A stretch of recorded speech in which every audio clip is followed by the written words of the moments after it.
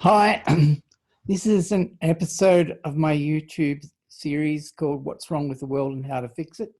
I'm Dr. Terry Lay. This one's called What's Wrong with Money.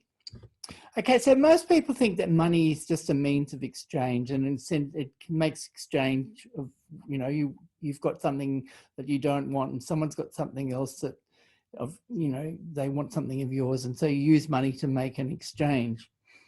The other thing people think is that money is necessary in a complex society, that whereas just handing things over to other people without money being used is okay in a sort of, an pre-industrial society. It's not impossible in an industrial society to work without money. That the market, which comes out of money, like buying things and selling things on the market, requires money, and money, that's what money's for. That the market is an efficient way of linking people's preferences. So, people who want to buy things and the people who want to make and produce things that people want to buy. A common belief is that every society has had markets, like the markets are really common in different types of society. So consequently, it's ridiculous to think we could do without them. And also that the market is politically neutral, that both the left and the right will find some sort of market or monetary system useful. And really, a lot of these are ideas which I would challenge. I think, first of all, that money and markets are linked. You can't have one without the other in a way. A second thing I'd say is that it's not politically neutral, that capitalism absolutely depends upon money and and it's a weak point of capitalism that you could get rid of money and, in a sense, get rid of capitalism. The combination of money and the market is disastrous, especially in the context of capitalism, in terms of the environment, social justice, and the well-being of people doing work and being the paid workers and so on.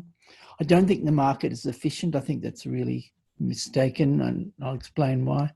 Not every society's had money. Egalitarian, stateless societies don't have any money at all, really. And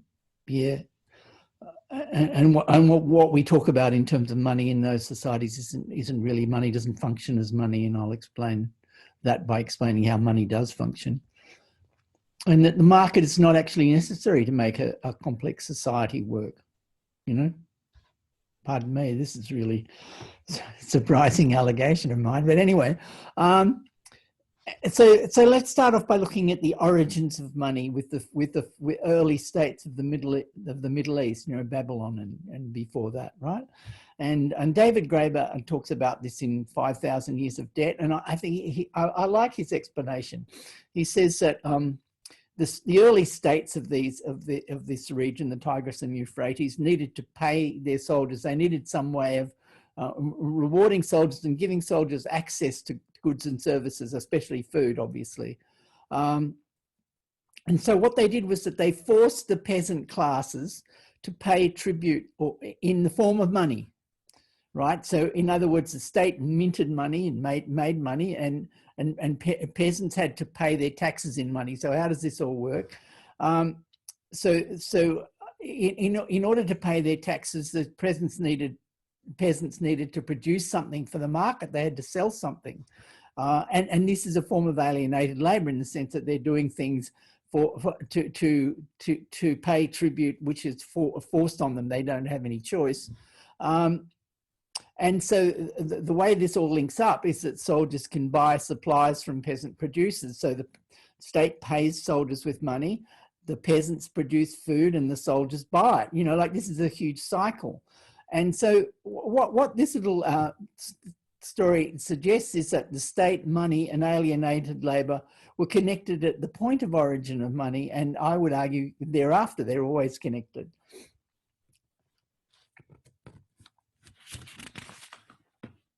So what is money?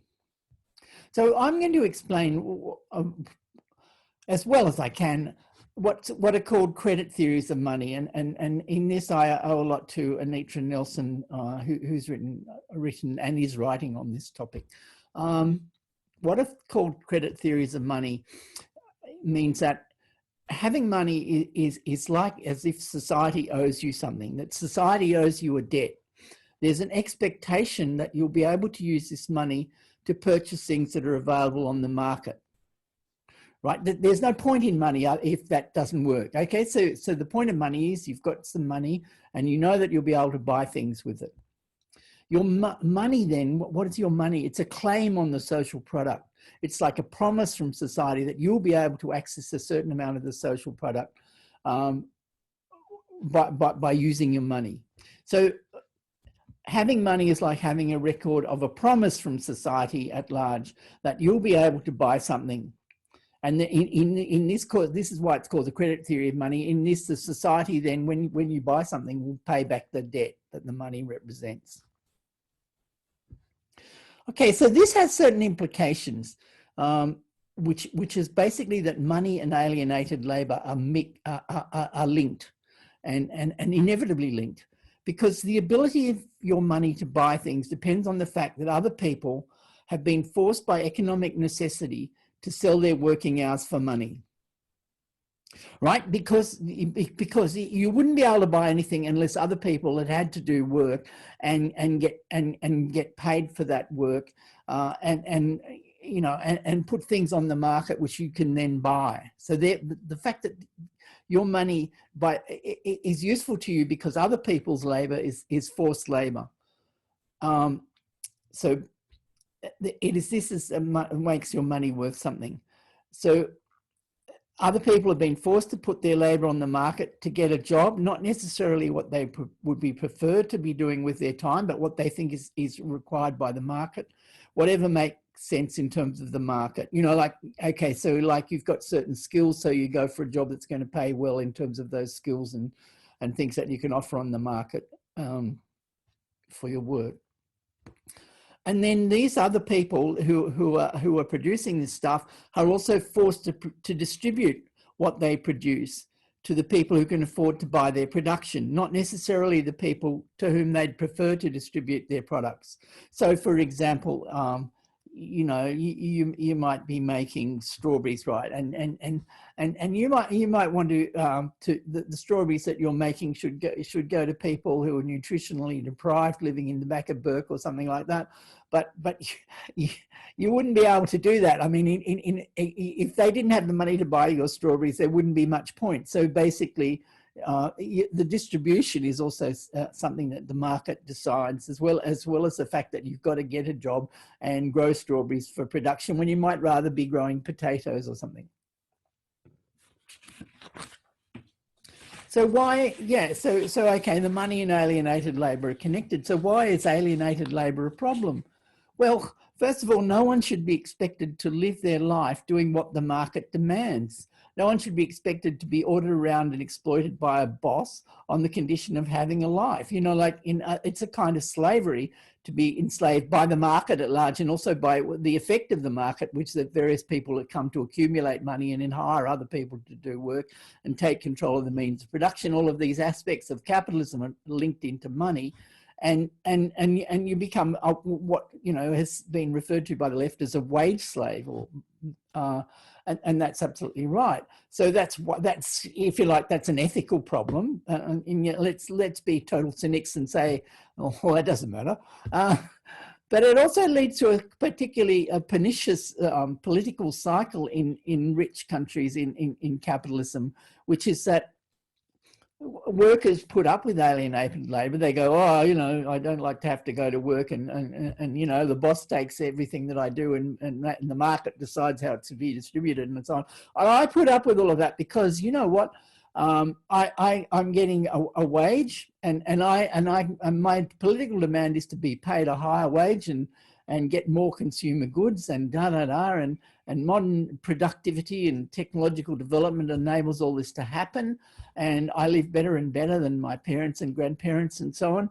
And what's the effect of that? Well, we know what the effect of that is: an environmentally disastrous outcome of galloping consumerism in the rich countries. And now more and more in sections of the developing countries as well. All right, now I'm going to now turn to, the topic is money politically neutral, and talk about the ways in which money has certain kind of predictable effects, which are a bit of a worry from the point of view of any kind of leftist politics. Okay, so I'm going to call this the hidden foot of money. Adam Smith talks about the hidden hand of the market. Well, this is the hidden foot of money. So we think of, money's kind of naturalized in the sense that we don't really think about it a lot, and we make there are a lot of assumptions about money that we make without even realizing that we're making them, but actually they're really important. And the main one is that the market and money both, and in combination, depend upon a hegemonic discourse, a discourse which is dominant in society, the dominant way that people make use of money and so on, which is this is what the idea is that you buy cheap and sell dear. In a situation where where your labor is alienated and you're forced to work to get money and so on, where other people's labor is also alienated and you're buying their products, it makes absolute sense to try and get the most of capacity of their labor power for the least amount of money because every bit of money that you have costs you something, so you're going to do that. But it's expected. You see a whole shelf of things lined up, and you look at them and you think, well, these are all basically the same, but this one's like lots cheaper, and you buy that. In almost every case, it seems sensible to behave like this because everybody else is doing this. And this is what makes prices predictable and makes markets work. I mean, the hidden hand of the market that Adam Smith talks about absolutely depends upon this. That's why I call it the hidden foot. It's like necessary for the hidden hand to work, which is that people behave predictably, and then in terms of buying things that are cheaper and selling things for as much as they can get, and so on and so forth. And this in combination creates the effect that Adam Smith is talking about. The necessity to do this, it's like I'm saying this is a socially dominant discourse, a way of behaving which most people engage in with their money and how they use their money. But the fact that you're actually free in any particular instance to do the opposite of this obscures this. It makes it, you don't realize that there's this, if you like, social compulsion to behave in this way with money, because at any particular point you can do the opposite. You can go, oh, I don't care. These products are all the same and they're equally useful to me, but today I'm going to buy the most expensive one. Yeah, totally stupid decision, but because you have that kind of freedom, it never occurs to you that actually money as a system requires you to keep buying the cheapest. That the whole system only works because you're most likely to buy the cheapest stuff, and you're most likely to sell stuff for the most you can get for it. Right? Okay. Now, this discourse and the use of money and markets in this way has a huge effect on the way things work. Because what it means is that it makes sense according to this discourse of, buying cheap, selling dear. The effect is to prioritize monetary efficiency, what costs less. In other words, in any decision of purchasing or any decision of production, you want to produce things for the least possible cost. You want to buy things at the least possible cost. That becomes the priority within a market system. And what that means is that other values, values for humans, use values, and values for other species take second place. So, for example, for the workforce, it's cheaper for people who are running an organisation in many cases, obviously not in all, to offer their workers work which is mind-numbingly boring, because that's more efficient from a monetary point of view. But of course, from the point of view of use values for the people doing the work, it's a disaster. I mean, they're working ridiculous hours, like in China and Chinese factories, for example, at the moment, or wherever, South Korea or so on. A mind-numbingly boring day 12 hours, whatever, 6 days a week, you know, like, excuse me, is that a way to live your life? Right. So the monetary, the efficiency, monetary, what we could call monetary efficiency, market efficiency demands this, or ends up with this consequence. Let's look at the environment, for example. Fossil fuels are cheaper than renewables, and have been, and probably still are, but certainly that's the reason why people are hanging on to fossil fuels, that basically they're making better money out of hanging on to the infrastructure and the fossil fuels that they already have and making money with that, rather than moving holus bolus into renewables. Well, that's environmentally disastrous. But it's like the whole monetary system operates in every case. Like, for example, old growth forests. It's cheaper to cut down an old growth forest and make timber out of that than to start a new plantation on land that's already been cleared. You know, in every case, it's not that capitalism hates the environment or anything, but people in the market system will make decisions to, you know, buy cheap, sell dear, and so on, all the way along the line, because that's how the market money operates, and that's what makes it efficient. For example, social justice. Okay, so a factory making leather seats for expensive, you know, European cars, etc., for the 2% of the population who can afford to buy them. Well, that makes more monetary sense than making bicycles for poor people living in African villages. You know, like, so that's an example of social justice issues connected, where the market sidelines these other issues. So another thing, so that's that point. Now, I'll come back to that in another context, but let's now look at another issue. Money creates inequality. Monetary transactions are always competitive, because one person trying to get the best deal, and so is the other person. And in a sense, if one person gets a better deal and the other person loses out, who can get the best deal is always an issue. The effect in long term on this is to create winners and losers. From any equal starting point, some people gradually accumulate money, and by using more money, they're able to accumulate even more, and And this is how the monopoly game works, which we've all played at various stages of our lives. And we can see how it works in monopoly, and it's the same thing in real life, in the sense that accidental factors put some people in an advantageous position in the monetary market system game, and they come to the top, and they amass greater and greater wealth.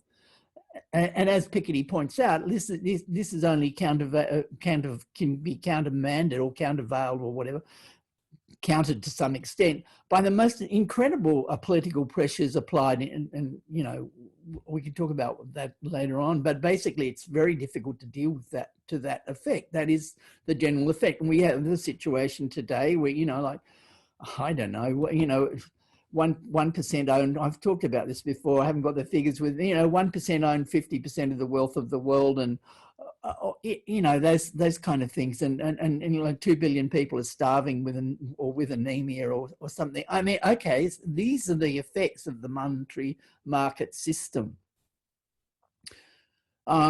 We can look at it in relationship to particular countries like Greece and Germany. Germany produces industrial goods, which are high cost and high value, and the Greeks can't afford to buy them. So what does the German banks do? They offer the Greeks lots of loans, and then they buy these industrial goods.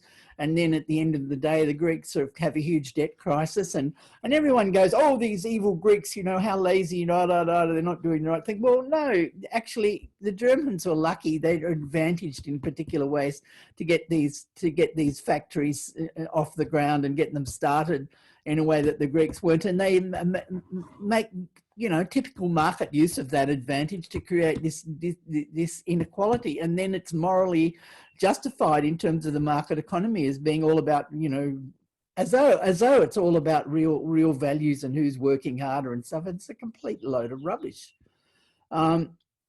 those with more money have much more influence on production and distribution. It's very anti-democratic. I mean, what I mean by that is like the example I gave before of the leather seats for the Mercedes. Well, of course, if you've got lots of money, then you have an influence, a massively disproportionate influence on what's made and to whom it's distributed. Like, as in, if you're the one with the money, it gets distributed to you, and your desires suddenly have huge prominence in the world compared with the desires of the poor African in the village. You know, like, come on.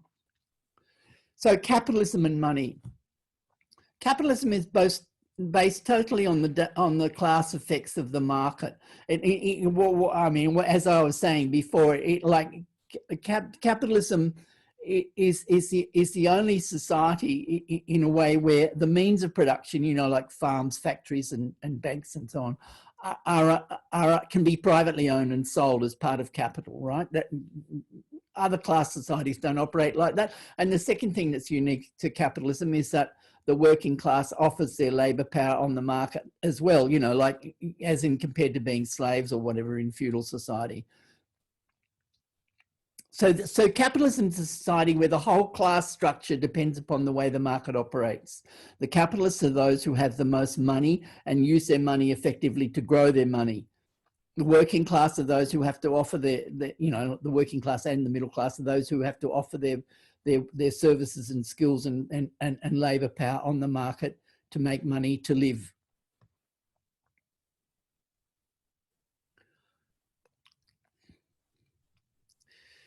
The effect of competitive private ownership in capitalism is to create various problems. Okay, if you're the owner of the means of production in capitalism, like a factory or a firm of any kind, really, you have to make the most possible profits. Why? Because the market's very insecure, you know? You can take out a loan and put a whole lot of stuff into production and then put it on the market only to find some competitor's got a new technology and they've beaten you and they've sold their stuff at a lower price, and suddenly all of the money that you spent on that is worth nothing and da da da. So if you're the owner of a firm, or you know, you're an investor in a firm, it doesn't really matter what your position is, or even the top manager in a firm, you've got the same issue, which is that you've got to make the most possible profit that you can make in order, as a buffer, as a hedge, to prevent disaster. Disaster is always possible.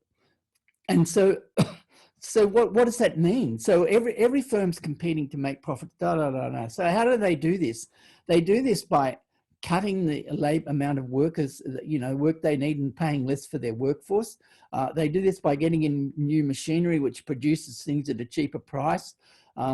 They do this by expanding their markets and selling the same thing to more people, and so on. All of these are ways to make more profit, right? Now, if every firm's doing this, what is the effect? The effect is growth. You know, like if everybody's behaving in this way, and basically you can't stop them behaving this way, they'd be bloody mad to do anything else, right? That's the problem. And what's the effect? The effect is growth. And like from an environmental point of view, we've come to the end of that game. You know, it just doesn't work anymore. It's like completely, excuse me, it's not going to work, you know. So we need to get away from capitalism, and we need to end a system like capitalism based upon money and the market.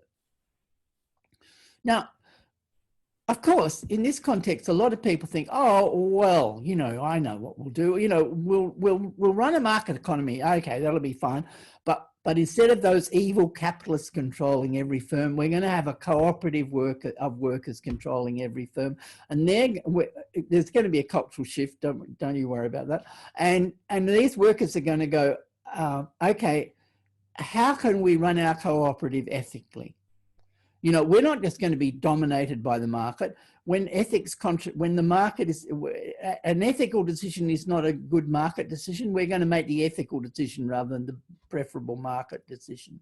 And all of the stuff that I've been talking about won't apply, you know, because we'll make these ethical decisions, not the market decisions. Yeah, there you go. So now I'm done a little thought experiment to see what an economy like this how it would work. Okay, so like 95% of the economy is in the hands of ethical cooperatives. And the question I'm going to ask is, can these ethical cooperatives defy market logic to pursue ethical goals? And I'm going to give an illustration. Firm A makes steel. They have decided they're going to sell the batch of steel that they made last year to firm B, right, for $2,000, right? Meanwhile, guess what? Firms C, D, and E are prepared to buy the same batch of steel from them for $10,000. So they're making a drastically non-market decision. Why are they doing that? Well, this is the reason. They're selling at this huge discount to firm B because firm B represents an African village which is going to use this steel to make windmills, to make their electricity system work and their irrigation pumps work.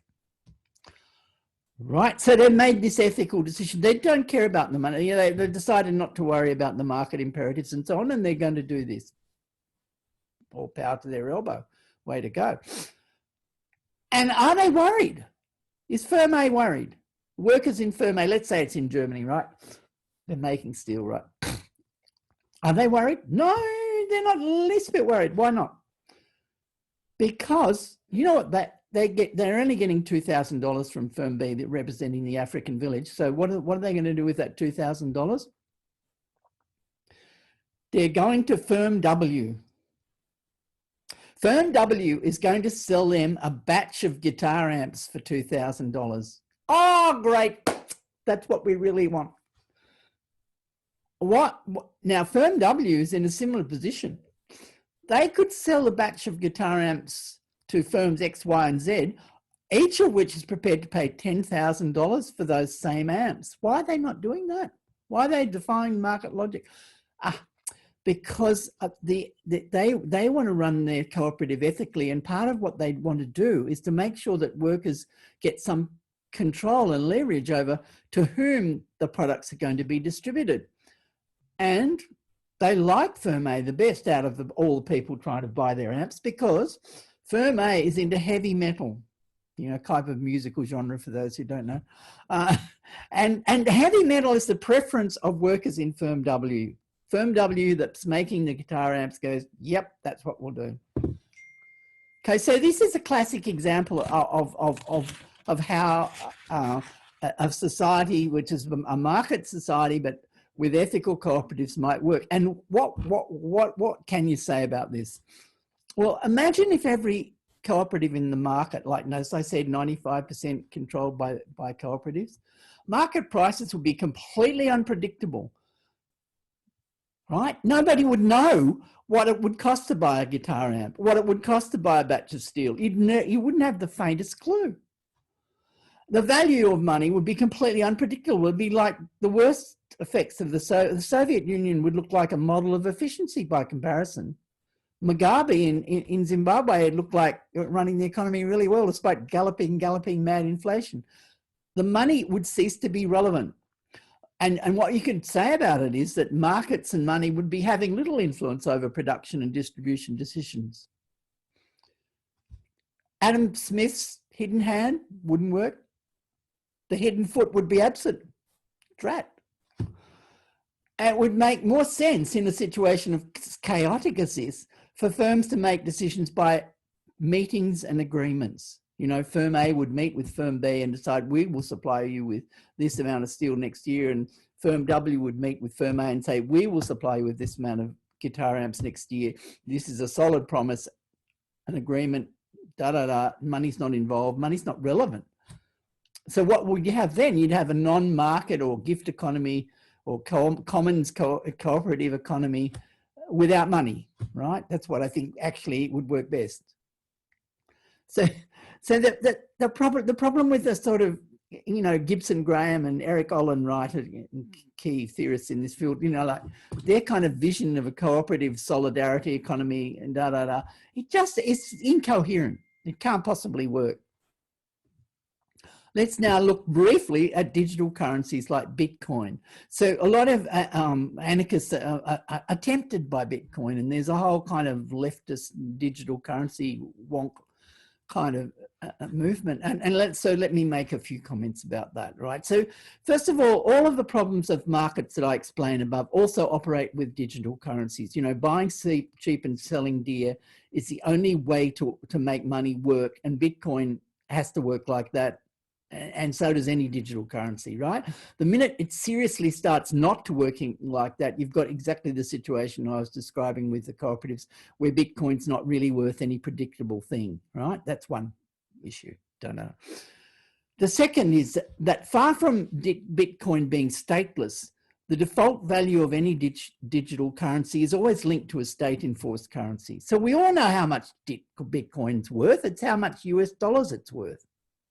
If it were, it's inconceivable in a way to think that it'd be worth anything, and we couldn't actually quantify that in terms of Australian or US dollars. It makes no sense at all.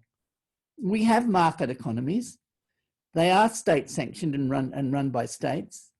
And as I explained right at the beginning of this talk, you know, that's all connected in together with the way the armies and police forces are paid and so on.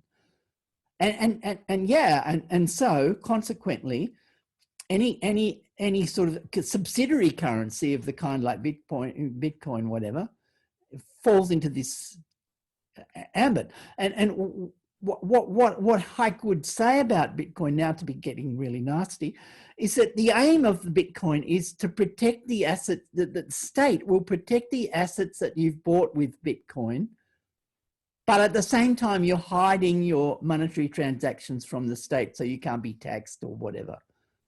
Okay, so so you use Bitcoin and you buy a farm with Bitcoin. The farm owner is prepared to sell you the farm for Bitcoin because they think Bitcoin's worth money and you know, all right, so they'll sell you the farm.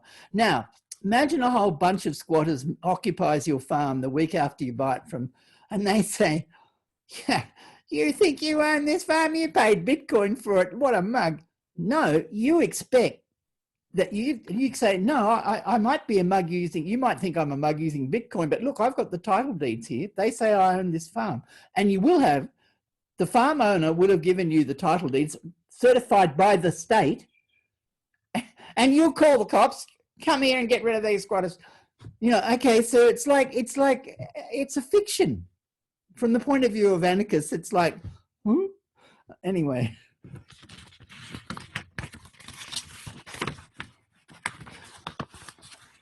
So what are the implications of this? Look, I want to reassure people in discussing the implications. This doesn't mean that we can do without money now. You know, like you might want to live a hair-shirt existence up in the country and use as little money as possible. And I like that as a sort of experiment and you know, pointing the way forward and, you know, early adopters or whatever. But it's only realistic to think most of us are not going to do that, and there are good reasons why we won't. Okay. Well, in fact, you know, like from my point of view, what the left needs right now to do is, first of all, right, use money wisely and be good at the market game. The middle class left, let's be honest about this, needs to use the limited, very limited amount of money that they have to do the most political good that they can possibly manage right now. And you know, we are doing that. That's how we operate.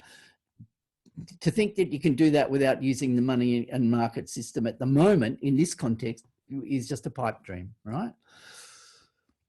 Secondly, we need to support attempts to do without money, you know, like organisations like ZAD, which has taken over a whole area of France and largely operates without money, and various communities that do that. Great, terrific, yeah, let's support that. That's a really good experiment and way forward, and you know, temporary autonomous zone, etc. And the last thing, which I'll talk about more in later talks, is we need to operate the market in ways that defy market logic. So there are various ways in which we can afford, if you like, to operate against the discourse of buying cheap and selling dear. Yeah, buying cheap and selling dear. There are ways, I mean, even if we go into a supermarket and do something as simple as buying the organic tomatoes, we're doing that to an extent, right? So yeah, we can do that to some extent. then there are much more elaborate examples of how that works, which I'll talk about in later videos. But final point, well, second final point, we need to recognize and promote the necessity of a post-capitalism without money in the market. You know, we don't want to engage in yet another failed revolution that tries to make use of the state and money to organize production and distribution. Going, oh, there's no other way to do this than to have lots of money, and you know, we'll have some nationalization, we'll have some market, and we'll use money to pay the people working in the nationalized industries and so on. No, that is not. It is not working. It's certainly not working to bring about an egalitarian communist society. So let's forget that pipe dream and go for a non-market, non-monetary post-capitalist society. I'll finish up now with this. Thank you for listening.